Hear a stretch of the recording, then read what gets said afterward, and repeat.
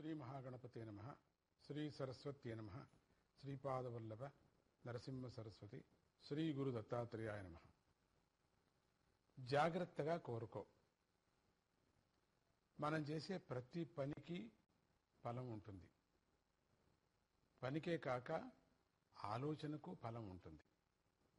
అందుకే ఆలోచన విధానాన్ని మార్చుకోవాలి అని శాస్త్రాలు చెబుతున్నాయి.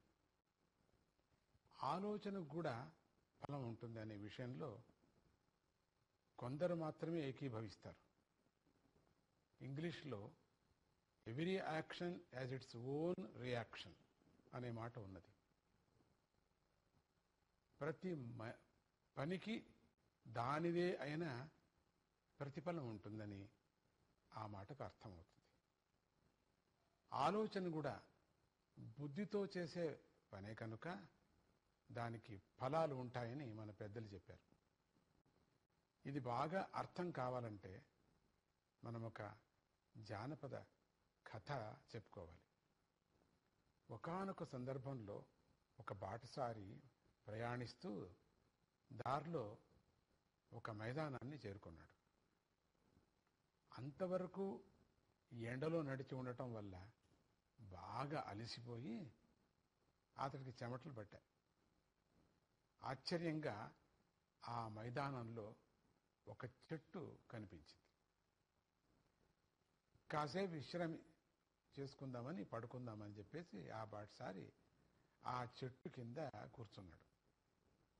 కొద్దిసేపటికి ఆహా, ఈ చెట్టు నీడ ఎంత బాగుంది, కాసేపు నిద్రపోవటానికి ఒక పరుపు దొరికితే ఎంత బాగుండేది అనుకున్నాడట. అతడు కూర్చున్నది కల్పవృక్షం.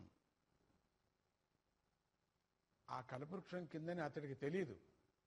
కోరుకున్నంత ఇచ్చేటువంటిది కల్పవృక్షం. కల్పవృక్షం ప్రభావంతో వెంటనే అక్కడ ఒక పరుపు ప్రత్యక్షమైపోయింది. పరుపు బాగా మెత్తగా ఉండే పరుపు ప్రత్యక్షమైపోయింది. బాటసారి ఆశ్చర్యంగా దాన్ని చూసి సంతోషంతో దానిపై పడుకున్నాడు. కాసేపటికి మనస్సులో ఇట్లా అనుకున్నాడట, ఈ సమయంలో ఒక సుందర స్త్రీ వచ్చి పాదసేవ చేస్తే ఎంత బాగుంటుంది అని. కల్పవృక్ష ప్రభావంతో సుందరాంగి కూడా వచ్చింది, పాదసేవ కూడా చేసింది. బాటసారి పరమానందంతో మునిగిపోయాడు. కాసేపటికి అతడికి ఆకలి వేసింది. పరమాన్నంతో కూడినటువంటి ఆహారం దొరికితే ఎంత బాగుంటుంది అనుకున్నాడట. క్షణంలో పంచభక్ష పరమాన్నాలు అతడి ముందు వడ్డించబడ్డాయట. అతడు తృప్తిగా వాటిని తిన్నాడు. తర్వాత పరుపు మీద పడుకొని అంతవరకు జరిగిన ఆశ్చర్యకర ఘట్టాలన్నీ కూడా గుర్తు చేసుకుంటూ ఇప్పుడు హఠాత్తుగా ఒక పెద్ద పులి వచ్చి నన్ను మింగేస్తే అనుకున్నాడు. అనుకోవటమే ఆలస్యమయ్యా. పెద్ద పులి రావటం, బాటసారిని తినేయటం క్షణాల్లో జరిగిపోయింది. చూశారా, సాధారణంగా అందరి పరిస్థితి ఇలాగే ఉంటుంది.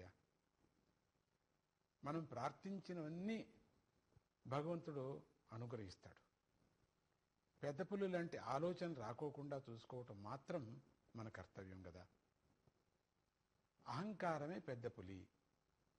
అది ఆలోచనలో ఒక్కపారి దూరిందంటే భోగభాగ్యాలనే కాక భోగిని కూడా మింగేస్తుంది అనేటువంటి విషయాన్ని ఎల్లప్పుడూ గుర్తుంచుకోవాలి. ఆలోచనలు ఎప్పటికప్పుడు శుద్ధం చేసుకుంటూ ఉండాలి. ఆలోచనలే క్రియలుగా పరిణమిస్తాయని చెప్పేసి మరిచిపోరాదు. అంటే ఉత్తమమైనటువంటి కోరికనే కోరుకోవాలా అని కదా. అందుకని చెడు ఆలోచనలు రాకోకుండా చూసుకోవాలా. కోరుకునేటప్పుడు కూడా కోరుకోవటం కూడా మంచి ఒక అదృష్టమే. కోరుకోవటం అదొక కళనే. ఆ కోరుకోవటంలో చిత్రంగా అయిందంతా అయిపోయిందంతా అంటూ కోరిందంతా కూడా ఇచ్చేసినప్పుడు సడన్గా అట్లయిపోతే ఇట్లయిపోతే దురాలోచన కూడా వచ్చేస్తుందండి. ఇదైంది అదే కాకగా ఉంటుందా, అదేమైనా అయిపోతే అంటే అది అయిపోతుంది. అది కోరుకున్నావు కదా, కల్పవృక్షం లాగా అయిపోతుంది పని. అందుకని ఆలోచనలు, కోరుకునేటువంటి ఆలోచనలు శుద్ధంగా సరిగా ఉండేటప్పుడు మాత్రమే నీకు నీ పని సిద్ధిస్తుంది. జై గురుదత్త, శ్రీ గురుదత్త.